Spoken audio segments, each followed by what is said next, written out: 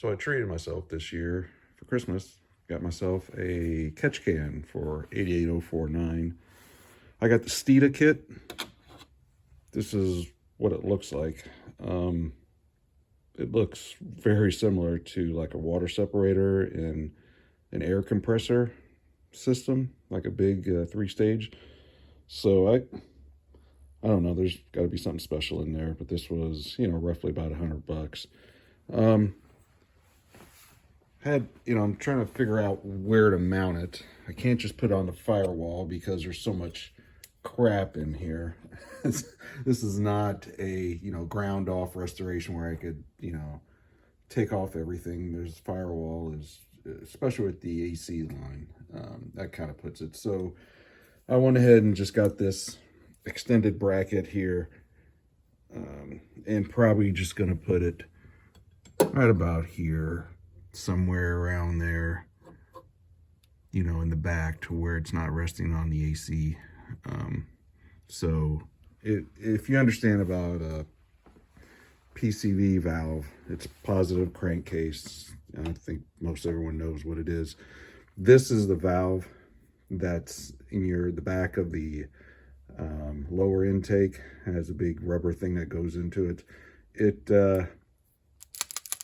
If you hear it, there's a spring. There's something in there that catches it to where, if you blow through the top, it stops, but it allows it going from the bottom up. And that's what you want, is actually to, ventilate the crankcase by going from the manifold out.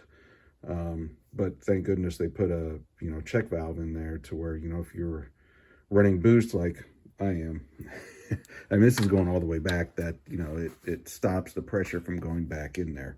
So yeah, I'm just trying to figure out where to put it. This is the kit.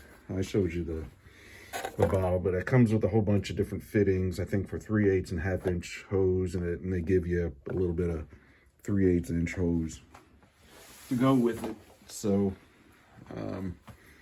now I just got to drill the firewall, put this in there, and I had trouble initially with this intake, because originally I had a 1/2 inch spacer going between the upper and the lower, but the problems I was having, obviously, on the top of the hood, and this is a cow hood too. Don't forget, this is a 351, so the deck's taller, so everything is taller. I was running into having problems, on the hood, and actually this discharge tube was rubbing right up against that. So I went ahead and took the spacer out, but then I ran into the problem of the fuel rails hitting. I don't know if you could see that, but underneath there is where the vacuum lines, there's like 3 or 4 available vacuum lines that kind of comes down. It was sitting on the fuel rail, these Incon fuel rails that I have. So I had to grind that completely out, and then had to epoxy fill them in, and then I had to drill a hole here for the main vacuum that goes into the tree over there. But that was not fun back there, just trying to go back and forth with it. And plus, this is pretty close to the manifold and the tall valve covers, so I had to grind that thing to where it's plausible now. Nothing's rubbing. So anyway, I just want to give a quick update on kind of the troubles that I've had with this. It's fun when you start modifying your modifications. So I'm gonna try and mount that, and I'll show you what the finished is. Well, there's the final install. There, it wasn't too bad. You just had to find a good place on firewall and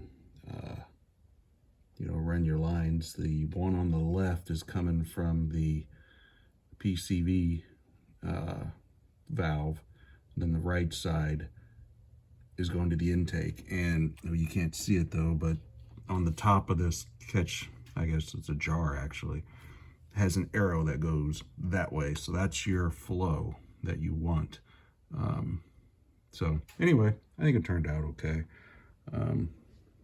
What was it, like 90 something bucks I got it. It needed one anyway. So anyway, it's okay.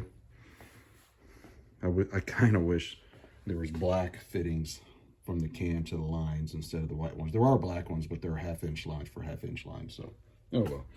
Maybe I'll change them out later. See ya.